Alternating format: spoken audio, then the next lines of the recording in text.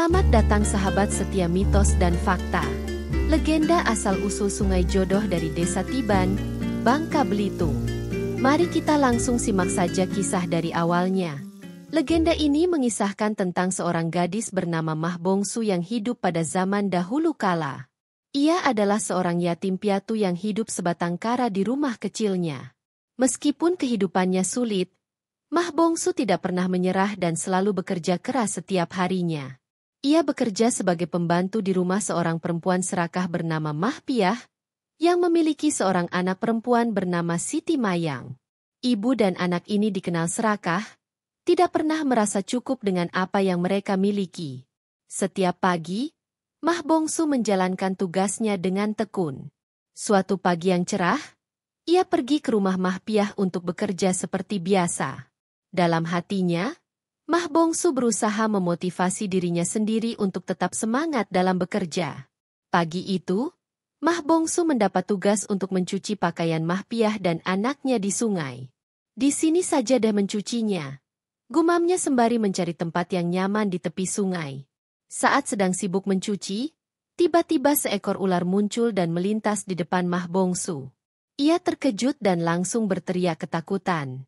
Namun, anehnya ular itu tidak menyerang Mah Bongsu. Sebaliknya, ular tersebut malah menari-nari di sekitarnya seolah ingin menunjukkan sesuatu. Mah Bongsu pun penasaran dan memperhatikan ular itu dengan seksama. Ia melihat bahwa kulit ular tersebut terluka. "Oh, kulitmu terluka," ujar Mah Bongsu dengan rasa iba. Ular itu tampak kesakitan, dan karena merasa kasihan, Mah Bongsu pun memberanikan diri untuk melihat lebih dekat. Dengan hati-hati, Mah Bongsu mendekati ular tersebut. "Jangan gigit aku ya. Aku mau membantumu agar luka di kulitmu cepat sembuh," katanya dengan lembut sambil mengambil ular itu. Ular tersebut ternyata sangat jinak dan tidak berusaha menyerang. Mah Bongsu pun membawa ular tersebut pulang ke rumahnya. Sesampainya di rumah, ia menempatkan ular itu di dalam kamarnya. "Kau bukan ular yang nakal, kau sangat jinak," ujar Mah Bongsu sambil merawatnya.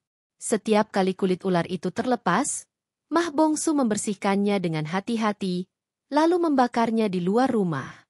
Pada suatu hari, saat Mah Bongsu membakar kulit ular yang baru saja terkelupas, tiba-tiba asapnya mengarah ke Singapura. Yang mengejutkan, dari arah asap tersebut muncul tumpukan emas dan berlian. Mah Bongsu sangat terkejut. Mengapa ada emas dan berlian di sini? Dari mana datangnya semua ini? Pikirnya. Namun, ia belum mengetahui asal-muasal dari kejadian aneh tersebut. Keesokan harinya, Mah Bongsu kembali membakar kulit ular yang lain. Sekarang terlihat, asapnya mengarah ke Bandar Lampung. Yang lebih mengejutkan lagi, dari arah tersebut datanglah kain sutra Lampung dalam jumlah yang sangat banyak. Mah Bongsu semakin kebingungan, dari mana datangnya semua ini? Namun, setelah berpikir lebih lanjut, ia menyadari bahwa kekayaan tersebut berasal dari kulit ular yang telah dibakarnya. Dalam waktu singkat, Mah Bongsu menjadi kaya raya. Ia memiliki emas, berlian, dan kain sutra dalam jumlah yang melimpah. Penduduk sekitar merasa heran melihat perubahan nasib Mah Bongsu yang begitu drastis. Bagaimana mungkin seorang gadis yatim piatu yang hidup sendirian tiba-tiba menjadi kaya raya? Gumam mereka dengan penuh keheranan. Namun, meskipun sudah menjadi kaya, Mah Bongsu tetap rendah hati dan dermawan. Ia tidak segan-segan membantu penduduk sekitarnya yang membutuhkan. "Terimalah, Nek. Ini aku ada sedikit bahan makanan untuk kalian dan keluarga," ujar Mah Bongsu kepada seorang nenek tua yang kesusahan. Nenek itu merasa sangat terharu dan berterima kasih atas kebaikan Mah Bongsu. "Terima kasih, Nak. Kau sangat baik hati," jawab nenek itu dengan mata berkaca-kaca. Kebaikan Mah Bongsu membuatnya semakin disayangi oleh penduduk desa. Namun, kabar tentang kekayaan Mah Bongsu akhirnya sampai ke telinga Mah Piah dan Siti Mayang. "Aku tahu, Bu. Kenapa si Mah Bongsu itu tidak bekerja di sini lagi?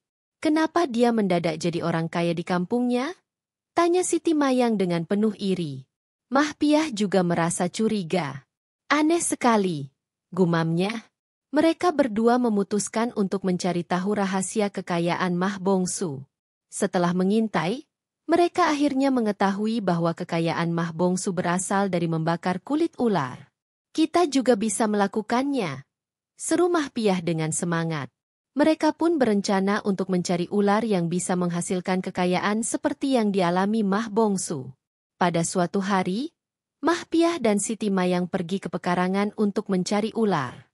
Mereka mencari dengan teliti, namun ular yang mereka harapkan tidak kunjung muncul. Di mana ya? Tumben tidak ada ular, keluh Siti Mayang. Namun, Mah Piah tidak menyerah. Pasti ada, kita harus terus mencari, katanya dengan penuh tekad. Akhirnya, mereka menemukan seekor ular berbisa. Tanpa pikir panjang, mereka menangkap ular tersebut dan membawanya pulang. Sesampainya di rumah, Mah Piah dan Siti Mayang melepaskan ular tersebut di kamar Siti Mayang. Mereka yakin ular itu akan membawa kekayaan seperti ular milik Mah Bongsu. Sebentar lagi kita akan menjadi kaya raya seperti Mah Bongsu, seru Siti Mayang dengan penuh antusias. Namun, nasib mereka tidak seberuntung Mah Bongsu. Ular yang mereka tangkap ternyata bukan ular ajaib, melainkan ular berbisa yang berbahaya. Tanpa diduga, ular tersebut menggigit Siti Mayang. Racun dari gigitan ular itu dengan cepat menyebar ke seluruh tubuhnya. Siti Mayang pun jatuh sakit dan akhirnya meninggal dunia akibat bisa ular tersebut. Mah Piah sangat terpukul melihat anaknya tewas. Ini bukan ular keberuntungan, ini ular maut, tangisnya dengan penuh penyesalan. Namun, penyesalan itu sudah terlambat. Sementara itu, ular yang dirawat oleh Mah Bongsu selama ini akhirnya sembuh total. Seluruh lukamu sudah sembuh. Kau bisa beraktivitas dengan bebas sekarang, ujar Mah Bongsu kepada ular tersebut. Tiba-tiba, sesuatu yang ajaib terjadi. Ular itu mulai berbicara. Mah Bongsu, terima kasih banyak karena kau sudah merawatku dengan baik. Sekarang saatnya aku melamarmu menjadi istriku, ujar ular tersebut. Mah Bongsu terkejut. Apakah kau berbicara? Bagaimana bisa? Tanyanya dengan bingung. Saat itu juga, ular tersebut berubah wujud menjadi seorang pemuda yang gagah dan tampan. Ternyata, selama ini ular tersebut adalah seorang pangeran yang terkena kutukan. Mah Bongsu yang terkejut akhirnya menerima lamaran pangeran tersebut. Kulit ular yang terkelupas tadi pun berubah menjadi sebuah rumah megah yang indah. Mah Bongsu dan suaminya hidup bahagia bersama. Mereka dikenal sebagai pasangan yang kaya raya dan dermawan. Penduduk desa pun menamai tempat kejadian tersebut dengan nama Desa Tiban, yang berarti rezeki. Sungai tempat Mah Bongsu menemukan ular tersebut diberi nama Sungai Jodoh, yang dipercaya sebagai tempat bertemu jodoh. Cerita ini menjadi legenda di desa tersebut, sebagai pengingat akan kebaikan hati Mah Bongsu dan bagaimana rezeki dapat datang dari tempat yang tidak terduga. Terima kasih telah menonton kisah legenda kali ini. Jangan lupa untuk like, share, dan subscribe channel Mitos dan Fakta ini. Aktifkan juga lonceng notifikasi agar Anda tidak ketinggalan video-video menarik lainnya. Sampai jumpa di cerita video selanjutnya dan teruslah bangga dengan warisan budaya Nusantara.